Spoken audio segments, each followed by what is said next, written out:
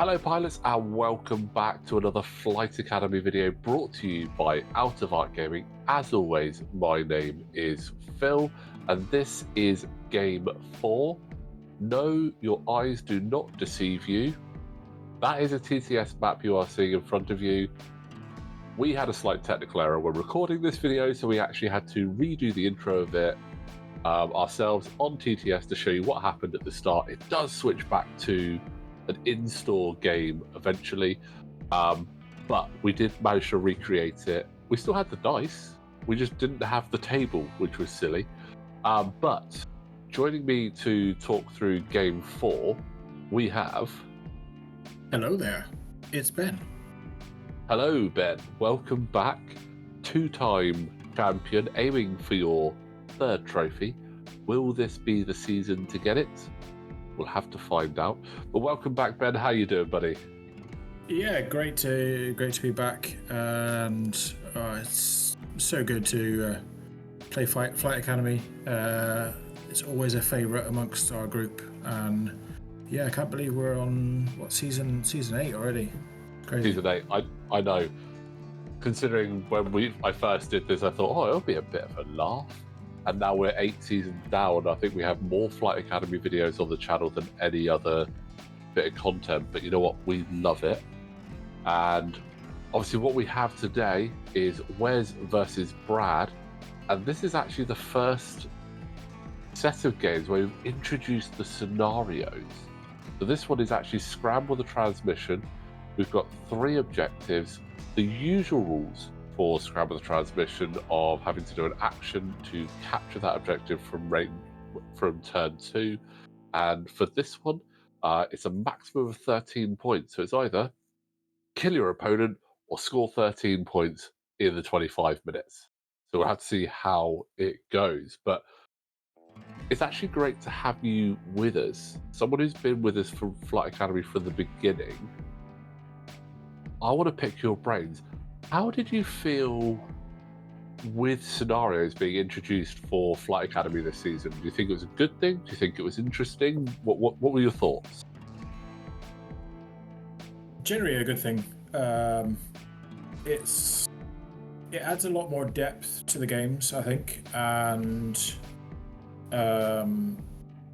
makes you fly differently as opposed to just every game being a stand-up dogfight essentially. So I think you see a lot more variety in the games. I know when we did the initial Flight Academies, I think most of the games tended to be 2 ships just on, or 1 ship just on one side of the board. And you basically just sort of go up and down and just joust each other. I think this adds a lot more depth, and I think it really works actually. Initial thing was like, oh, is this going to translate well to Flight Academy? You know, it's a smaller board, we're going to have less objectives, there's only a couple of ships, but generally I think it works really well. Yeah, and it, as I said, it makes you fly differently. Nice. Well, I'm glad that you guys enjoyed it. I mean, obviously we brought Flight Academy into sort of fruition. The objectives, I know that the Sith Takers, when they were doing their version of Flight Academy, they were introducing the scenario play, so I wanted to give it a try and see how it worked. And the nice thing we've got the 4 scenarios, and we've got the video up in the playlist which can show you how the scenarios work to try and change it up. And the rematch we have between the pilots, actually they will do a different scenario as well. So you won't be doing Scramble or Assault or even Chance Engagement twice against an opponent, so you'll have 2 different versions. That means each time, the 2 times you play an opponent, you're actually going to play something slightly different as well. And that was a cheeky shot there with Deathrain just taking a shield from, I'm going to assume, Ahsoka. She's the only one that would have range there, but she was just out of range of that cheeky little snapshot, which was a great addition for Wes, I thought. Yeah, it's an interesting upgrade on Deathrain.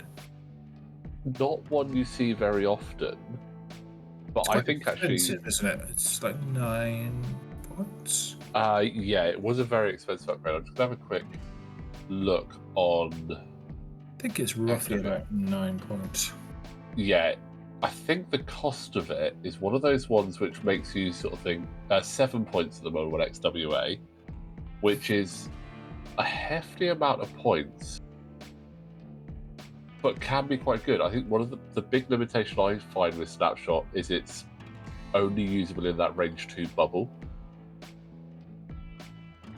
So purely because of that, it makes me think, I'm probably not going to. I wouldn't look at that so much, especially with a lot of ships not having enough points to be able to have that and anything else. So, but early engagement there. Deathrain has taken a shield, and Ahsoka has just laughed off the return shot. But I mean, looking at the list, which of these two lists do you like the most? Tricky question. It's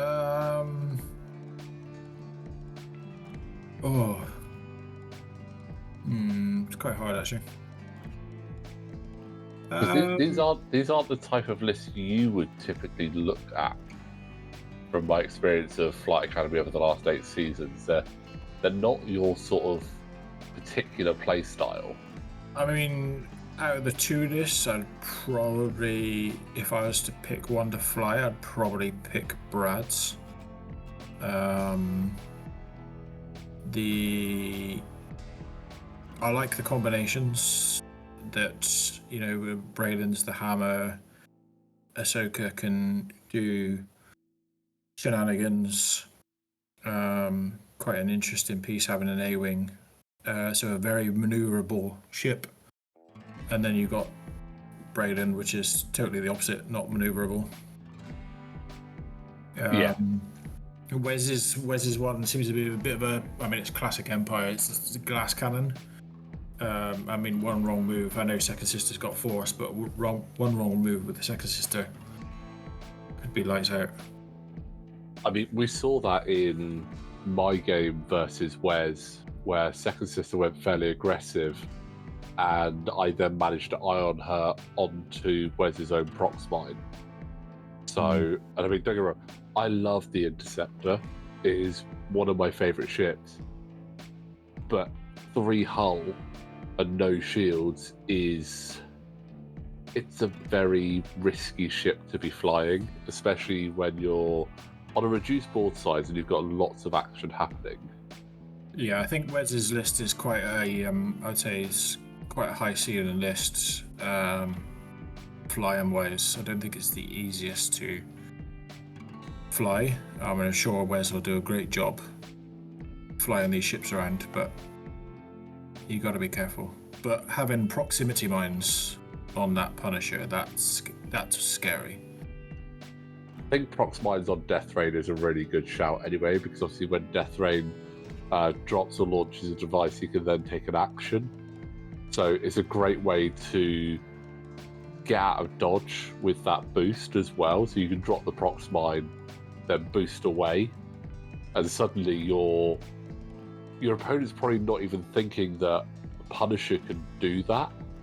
So suddenly they're going, oh, you're not where I was expecting you to be at all. And this positioning for Ahsoka right now, that's very dangerous for proximity mines. Yeah. I would be tempted to barrel roll left if he can, knowing the proximity mines are going to come. I mean, barrel rolling left gives you a nice line to go around that central objective as well. So and just giving Braylon, so for anyone that's not sure what's going on, he's basically spending force to allow Braylon to get an action, which is a very interesting ability. It's quite a classic Rebels ability, especially with Ahsoka. Ahsoka in the Rebels era. Ahsoka in the Rebels era is obviously known for being that team player, fulcrum, setting up all of the Phoenix Squadron and everything. So her being able to do that is a really cool ability, and it just it's going to allow Brad to get those extra little bits in there. So, say Braden does a red maneuver and doesn't have a lock or a focus, suddenly she can go, here you go, have that focus or have that lock, because you've actually got bullseye, so you could get the stabilized S4's double tap off. And if Braden's got the stress, he's got those natural 2 rerolls built in. And quite a strong part of that ability is he could do actions even while stressed. Yeah, which is, it's one of the few times that you could actually do that. There's not a lot of upgrades that will allow you to do that. Obviously, I could think Contraband Cybernetics is definitely one, but to say even while stressed, I reckon a handful of times that is actually there. So it's nice to have that. Obviously, you got to be careful with Braylon. Whilst he's got a few blues on there, they're not the best blues in the world. That's an ion missile into Second Sister. Nicely evaded. Nicely evaded. I think Wes probably having a little bit of a deja vu there. At least there's no prox mine right in front of Second Sister, but he's already seen the power of ion.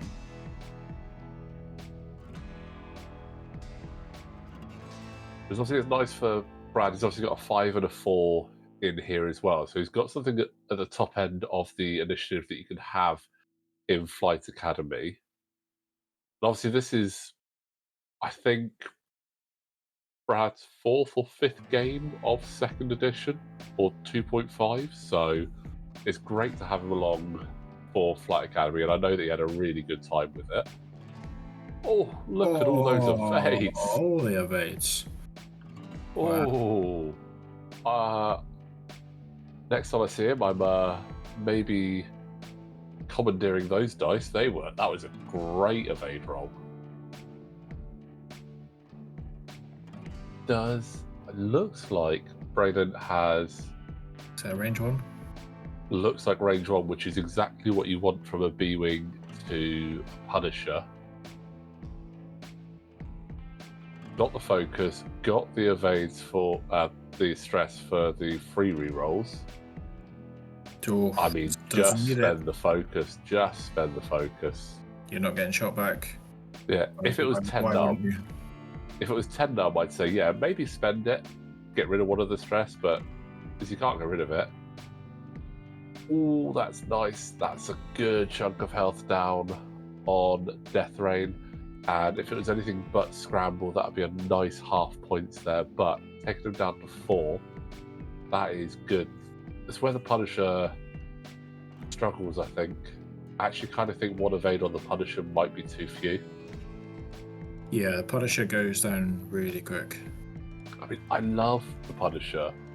It was back before you had medium bases, but it was the first ship of that sort of like chunkiness that I ever bought. I loved it. It's so difficult to work now, though. It's a tough ship, but I just wish it was a bit better, because I've got 2 and I'd love to run them both at the same time. But that is... No, I don't think a 1 hard to the left...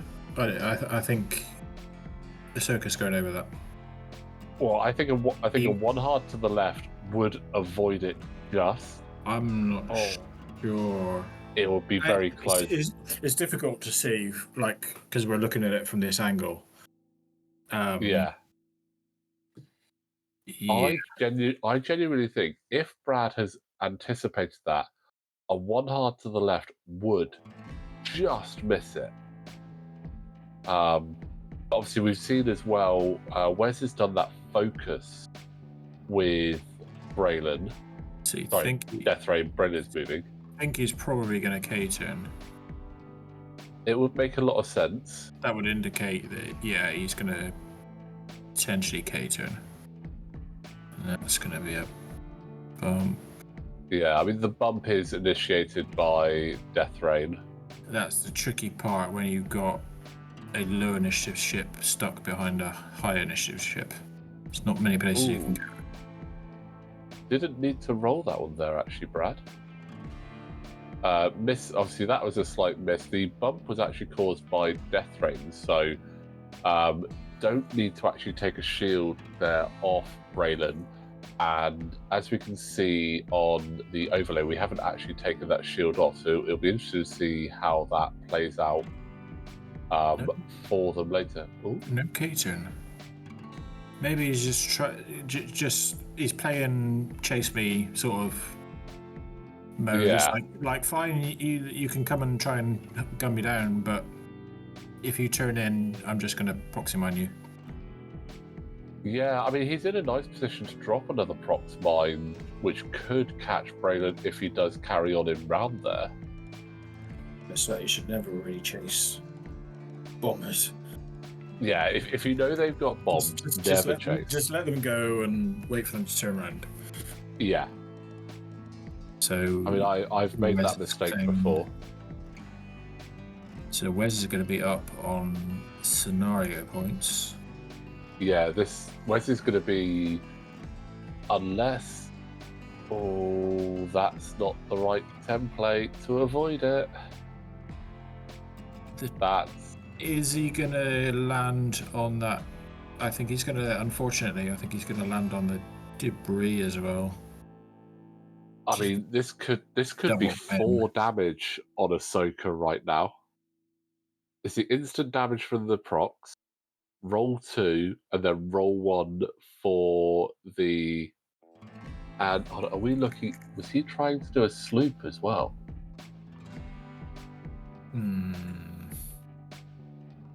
Can't really see his dial there. Yeah, I'm looking at that dial and it's like right in... It's hard to see, but... We'll see. So that's 3 damage... Yeah, that's 3 damage from the procs. That's full damage from the procs mine. Does he take damage? Oh, he doesn't take damage on the debris. And just getting a little bit of assistance to place all that down. And this is one of those times where sometimes it would be nice to have like a 3rd or 4th hand, just to be able to help, like, when you've got like ships like that. So I guess it wasn't a sloop attempt then. So you just got stressed from landing on the debris. So yeah, that's good then, because otherwise he would be double stressed, and that would really take Ahsoka out of the game. I mean, it was bad enough when Braylon got double stressed, but yeah, having Ahsoka double stressed would be really bad news for Brad. And he's got no shot.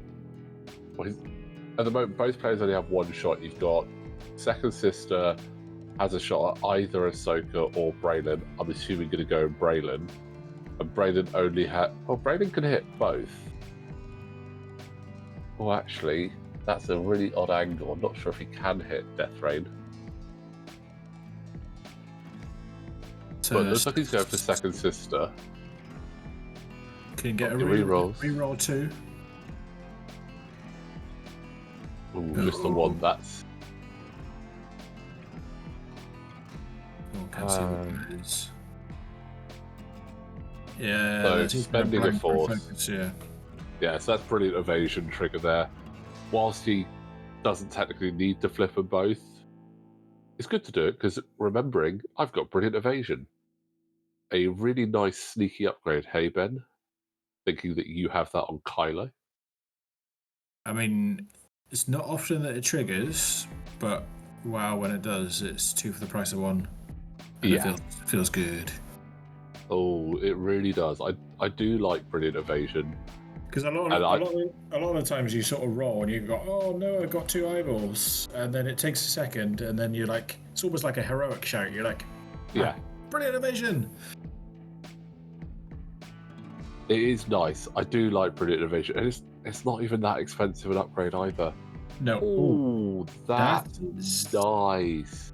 So he can malice a 3rd crit. Yeah. Oh, he's not going to. I think he's probably thinking about not 4-starving himself. I mean, to be fair, he's shooting at Braylon, right? Braylon. Yeah. The crits won't matter. So yeah. The crits won't matter. Oh, no, he was actually shooting at Ahsoka, so he couldn't do it. Oh, that makes sense then. That Right. makes so much more That was sense. a and range that's 0 fueling. shot. Yeah. Yeah, I thought he was shooting at Braylon. Okay. It also makes sense why there were 3 evade rolled. But no, that was... You know what? Kick a pilot while they're down. Ahsoka's gone from full health to 1 health in 1 turn.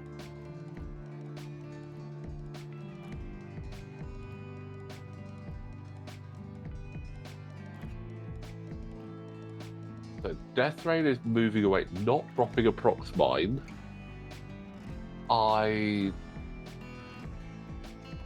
Is he worried that he might hit second sister with that if he does? Yeah, I mean... Yeah, because his second sister potentially might move before Braylon, and the most amount of space would be where he would have dropped the prox mine. So Yeah. Oh, I here think it goes. probably makes sense. That's gonna be tight. Oh, he's slooping to try and get Ahsoka, but he's landed second sister on the rock. That's not where an interceptor wants to be. No. Hasn't got the health to do that. Let's see. So does second sister take damage off that rock? Yes. Oh, she does. This is where it's going to be perfect timing now for Braylon or Ahsoka to pick off second sister. But I mean, Ahsoka's stressed, so she's kind of just got to do something to de-stress and maybe cap an objective, right? Yeah, so I would potentially just disengage with Ahsoka, try and keep her alive, keep points on. Go, what, 3 forwards, clear your stress, claim the objective. Yeah. Get some points while denying your opponent the kill. And then potentially come back in the game later on. Well, I mean, time is up now. So this is where Brad needs to score as many points and deny as many points as possible. Yeah, so you might as well try and get that objective. Yeah, he's just bumped into second sister, so the only shot we can see at the moment is obviously Braylon into second sister and second sister back, because we don't know where Ahsoka's going to be. Did that clear?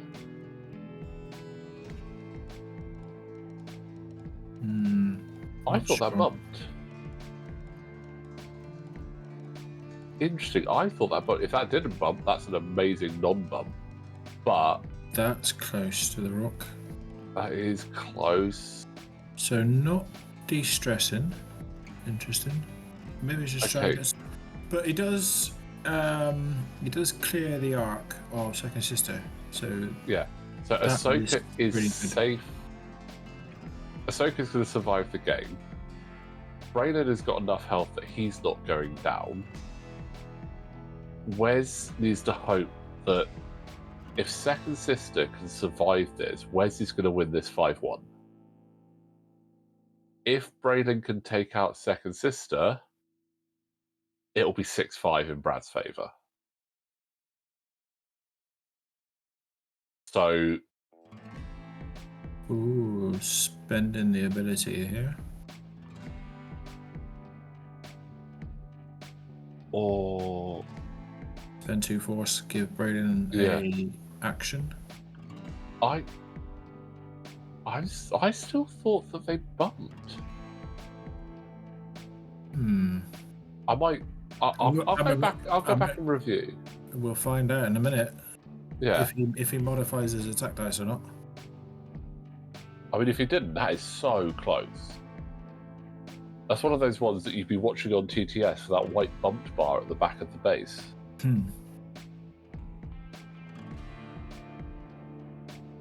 But the only shots we have is second sister and Braylon at the moment. And it's going to be very important now as to what happens. And so he's second sister doesn't have a shot. She's on the obstacle. It is only Braylon. That is a range 1 then.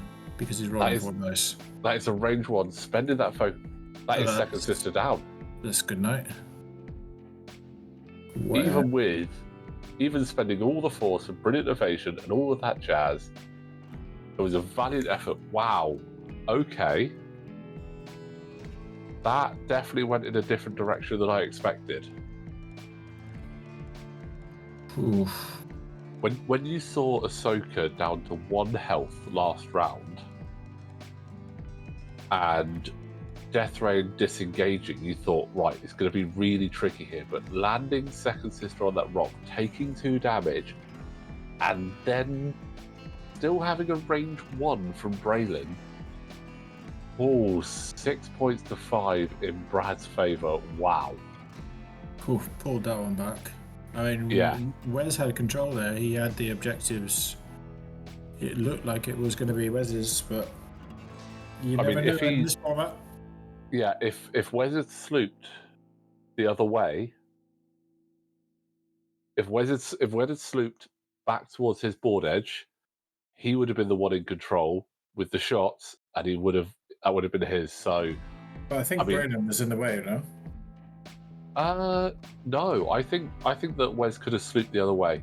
Do you think Braylon was just down by the bottom objective?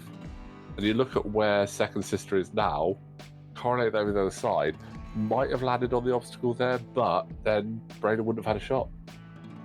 So a risky play that could have worked out brilliantly, but unfortunately backfired a little bit for Wes. So, but great result for Brad, getting his first win in Flight Academy with a kill, scoring himself 4 points. So well done, Brad. Guys, that is game 4. Ben, thank you very much for joining us for that one. No worries, pleasure as always. And we have plenty more action to come. It's only game 4 of 30, guys. So don't forget, like the video, subscribe to the channel, and we will see you next time.